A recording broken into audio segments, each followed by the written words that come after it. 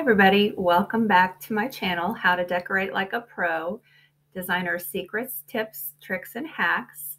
My name is Lori, and this is episode 7, How to Choose Your Furniture.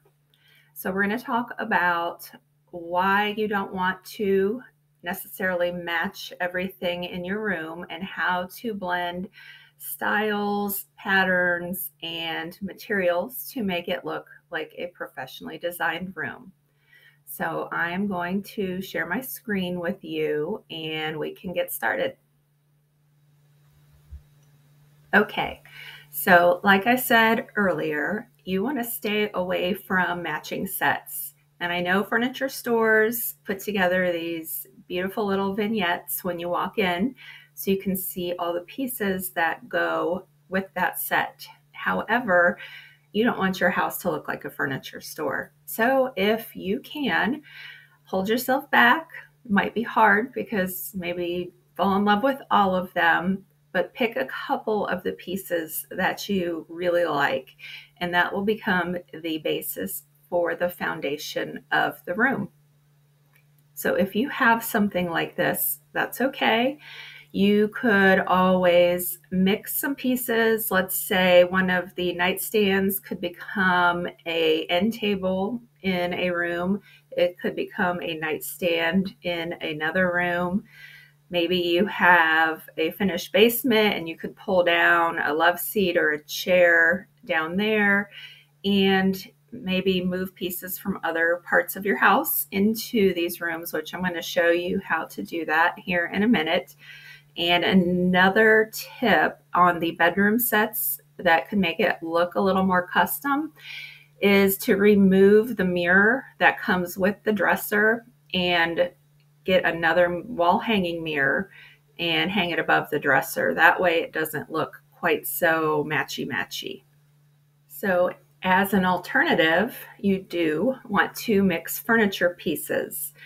In the top middle picture, you'll see that none of these pieces came from the same set. You have your beige sectional, your upholstered leather coffee table / ottoman, a couple of the blue side chairs, and some camel color armchairs. So you can see all these pieces go together. The blues are all tied in throughout the room.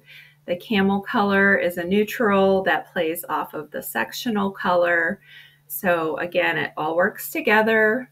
They create a flow of color through the space, but it's all different pieces that have that collected look. In the bottom left picture, you'll see that it's a more neutral palette of grays and beiges. However, you have a nicely upholstered, it looks like rolled arm sofa with some neutral throw pillows, a little bit of pattern, and some dark gray pillows there that tie in with the wingback chairs that have the nail head trim and kind of a really simple, I don't even know what to call it, kind of a striated gray pattern fabric. And in that far corner, you have another smaller scale wingback chair that is in the same neutral as the sofa, and it is obviously not a part of the set just because the lines of the arms are different, but it all works together and ties in with the area rug and the dark gray on the fireplace. And in the last picture on the right, the neutral sofa with some patterned pillows and a neutral area rug with some gray side chairs that have a little bit of a darker gray pattern on there. Definitely not part of the same collection, but they all work together, so you do want to mix pieces together. Okay, so now we are going to talk about how to mix colors and patterns together and how to do it so it makes sense and it looks correct. The rule of thumb for mixing patterns in the same room is the rule of three. You want to use at the most 3 different types of patterns, and that way it doesn't become overwhelming and look like a crazy person decorated your house. Just kidding. I know you're not a crazy person. So on the top left picture, you are going to see that they have some buffalo plaid curtains, a striped sofa, and a geometric ottoman. Now, these all work together because they are all different from each other.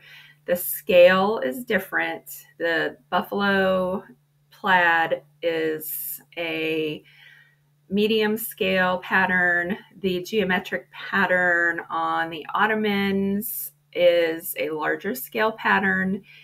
And the stripe, I don't know, I guess I wouldn't call it small, but it's not really in your face as a pattern. So it works. So in theory, you want your patterns not only to vary, but be different scale sizes. So that is why that one is looking good.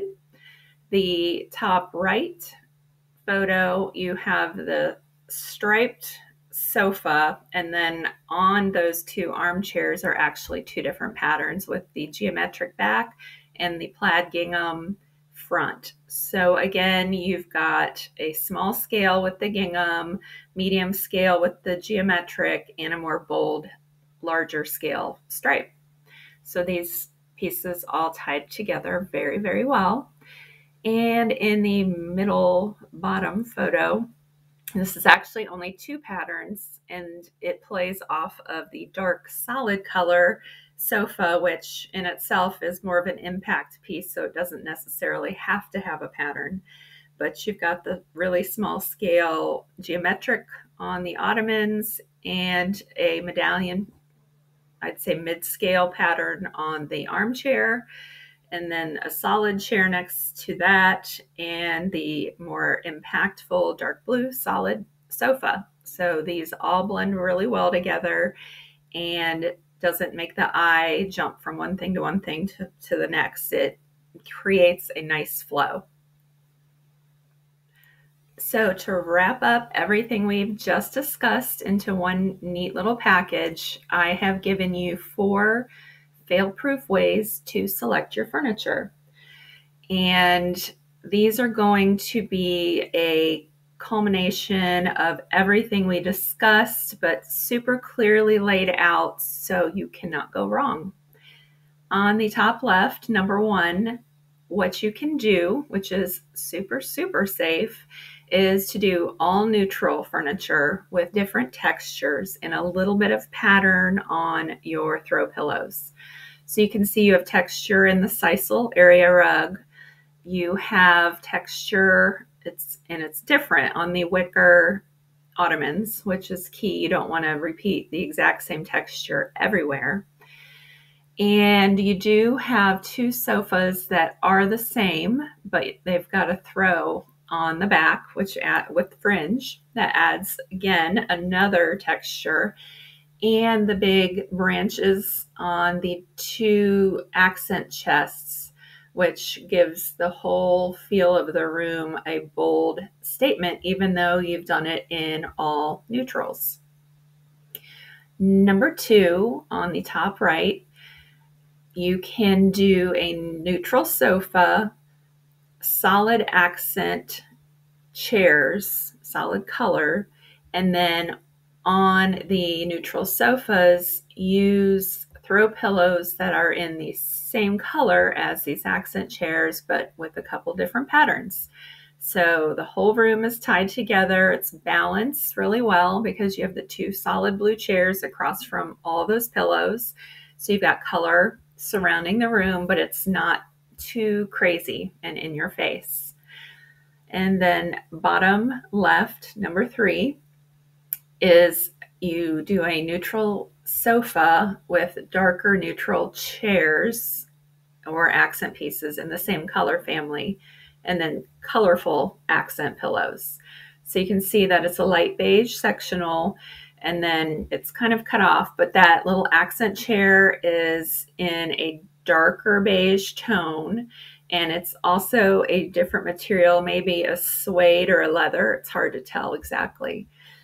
But then you've got some color that you're bringing in different, completely different than those pieces with the yellows and the blues and the teals. So it's an easy way to add color to a room. And then let's say in the fall, you want to do some fall colors, and it's easy, cheap to trade that out and to give it a different look. And in the fourth photo, bottom right, again, a neutral sofa.